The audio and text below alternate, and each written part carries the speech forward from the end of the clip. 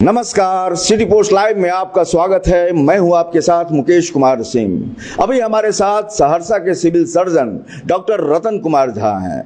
कई तरह की बातचीत करनी है, लेकिन खास बातचीत है हमारी सूर्या हॉस्पिटल को लेकर के। आए दिन सूर्या हॉस्पिटल में मरीजों की मौत हो रही है और इसको लेकर सहरसा आयुक्त कहें कोसी प्रमंडल के हैं, लेकिन बैठते हैं सहरसा में और आवास भी उनका सहरसा में है। आयुक्त ने एक विधि सम्मत कार्रवाई करने के लिए लेटर जारी किया है सिविल सर्जन के नाम। क्या है ये पूरा लेटर प्रकरण, इस पर उन्हीं से बातचीत करते हैं। सिविल सर्जन साहब, क्या है ये पूरा मामला? ये मामला 2 या 3 महीना पहले की है। तब मैं सिविल सर्जन 3 महीना पहले तब मैं सिविल सर्जन नहीं था। विगत जो सिविल सर्जन थे उनके पास एक लेटर आया हुआ था जो कोई पेशेंट गया था दिखाने के लिए, जिसके साथ उसका व्यवहार सही नहीं रहा। इसके लिए उन्होंने अपना लेटर दिया था कमिश्नर साहब को। उससे यहाँ लेटर आया हुआ था। कमिश्नर साहब ने एसडीओ और विगत से सिविल सर्जन साहब को बोर्ड मेंबर बना के उसके जांच के लिए भेजा गया। वहाँ से जांच रिपोर्ट आया और वो जांच रिपोर्ट उनको सुपुर्द कर दिया गया है। उस जांच रिपोर्ट आने के बाद फिर से 7-8 दिन पहले सुपुर्द करने के बाद आया हुआ है मेरे पास, उस पर विधि सम्मत कार्रवाई करें।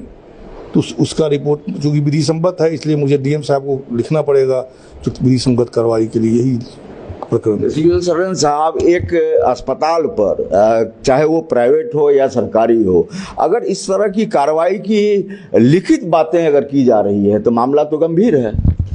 मामला तो थोड़ा गंभीर हो जाता है, लेकिन ये तो मैं कुछ कर नहीं सकता, जो कि वह विधि सम्मत है। डीएम साहब भी कुछ करेंगे और मुझे भी कुछ देंगे सहयोग करने, तो मैं भी उसमें सहयोग करूंगा। क्या सच कर उसमें मैं वहाँ गया नहीं था जो अंदर में क्या मामला है, तो उसमें मैं सीएस था नहीं, इसलिए मुझे उसका अंदर का मामला मालूम नहीं।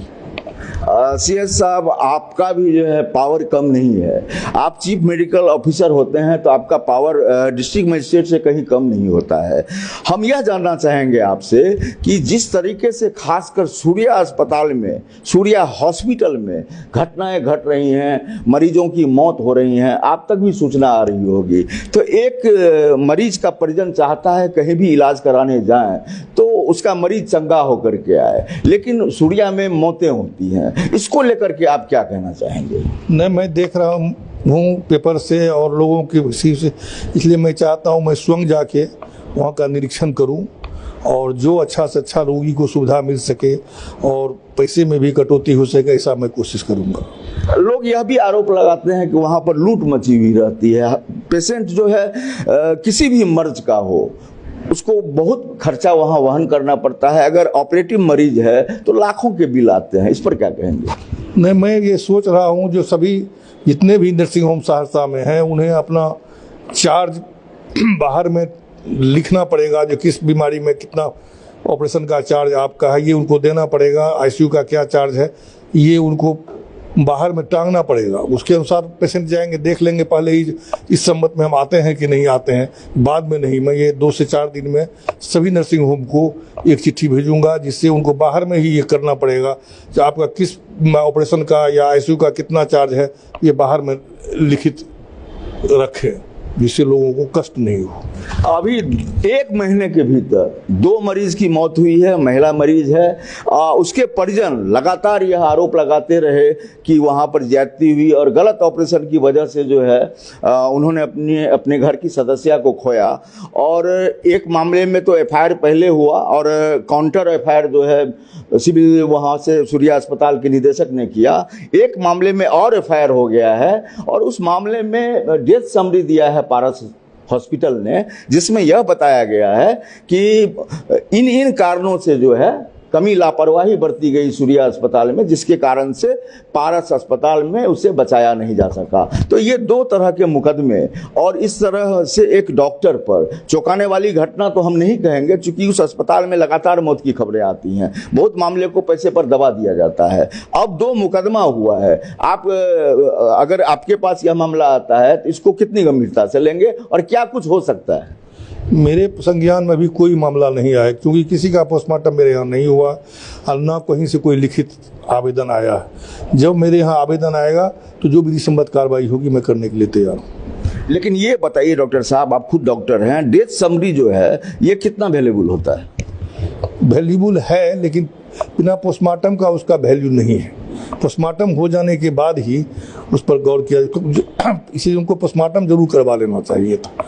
अब आने के बाद कैसा समरी है नहीं है देखने के बाद ही मैं कुछ कर सकता हूँ।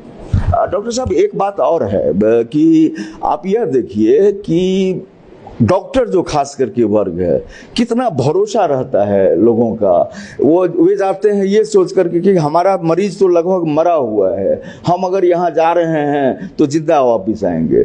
लेकिन अमूमन जब मौत हो जाती है और 20-22 दिन तक का सफ़र होता है किसी अस्पताल में पेशेंट को लेकर रहने का, और वहाँ से अगर मौत लेकर के वापस हो रहा है कोई, तो मामला तो बड़ा है।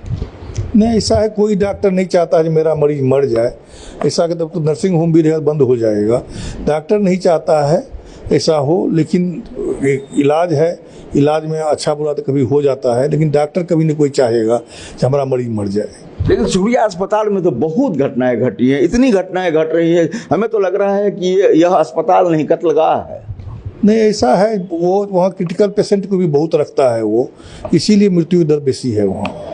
मैंने यही मानते हैं। अच्छा, एक चीज़ और बताइए डॉक्टर साहब, हम आपके मेडिकल लाइन की बात करते हैं कि जिस मरीज को ब्रेन ट्यूमर हो गया हो और ऑपरेशन के बाद जो है 2 सिस्ट निकाला भी गया हो, क्या ऐसे डॉक्टर सर्जरी कर सकते हैं?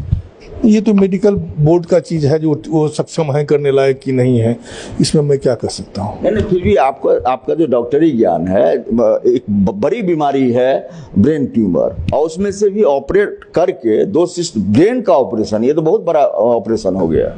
नहीं, इस पर मैं कुछ नहीं कर सकता, वो तो मेडिकल बोर्ड ही कुछ कर सकता है, वो लायक है कि नहीं है। एक CS होकर वैसे खाना उचित नहीं। अब कुल मिलाकर मोटे तौर पर हम यह भी आपसे जानना चाहेंगे कि डॉक्टरों का संगठन है IMA, लगातार अगर कोई घटना घटती है डॉक्टर के साथ तो IMA को देखता हूं कि बहुत ज़्यादा सक्रिय हो जाता है, लेकिन डॉक्टर अगर कोई गलती करते हैं तो IMA इसको लेकर के कोई जो है कदम क्यों नहीं उठाता है? इसके तो IMA प्रेसिडेंट से हम मेंबर नहीं है, IMA प्रेसिडेंट से बात कीजिए क्या चक्कर है, इसको कैसे ठीक किया जाए गलत चीज़ को। आपको नहीं लगता है, हम ये सीधा सवाल करना चाहेंगे आपसे कि आप एक डॉक्टर हैं, क्या IMA को डॉक्टर अगर कमी बरतता है तो क्या IMA की जिम्मेवारी नहीं है कि वह इस पर भी सख्त कदम उठाए? नहीं, जिम्मेवारी तो है, लेकिन वो तो IMA के मेंबर सभी कर सकते हैं जो कैसा उठाया जाए कहीं नहीं उठाया जाए। हमारे साथ सिविल सर्जन थे डॉक्टर रतन कुमार झा। इन्होंने पूरी तरह से तस्वीर साफ कर दी है कि सूर्या अस्पताल पर बड़ी कार्रवाई की गुंजाइश है और यह DM के हाथ में है कि वे किस तरह की कार्रवाई और कितने समय के अंदर करवाते हैं। लेकिन इसमें कहीं कोई शक शुबा नहीं है कि यह सूर्या हॉस्पिटल अस्पताल कम और कत्लगाह ज्यादा है। इस खास बातचीत में इतना ही, लेकिन आप कहीं जाइएगा नहीं, आप लगातार बने रहिए सिटी पोस्ट लाइव के साथ। शुक्रिया।